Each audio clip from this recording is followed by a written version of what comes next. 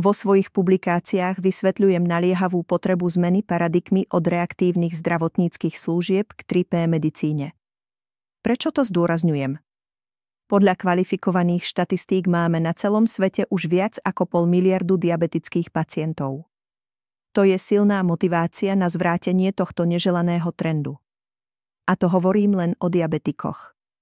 Reaktívna medicína je nákladovo neefektívna pri liečbe už prejavujúcich sa porúch, zatiaľ čo 3P medicína predchádza vzniku chorôb tým, že včas identifikuje zdravotné riziká a chráni postihnutých jednotlivcov pred prechodom od zdravia ku chorobe.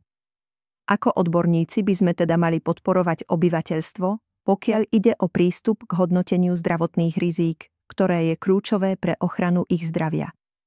Existujú cieľové skupiny, ktoré majú z prediktívneho prístupu osobitný prospech. Určite áno, napríklad v súvislosti so zdravotnou prehliadkou pred plánovaným tehotenstvom, s intenzívnymi športovými aktivitami, rehabilitáciou pred terapiou a rehabilitáciou po lekárskom zákroku, rodinnými predispozíciami k chorobám, chronickou únavou a vystavením stresu, ako aj zlom COVID, okrem iného.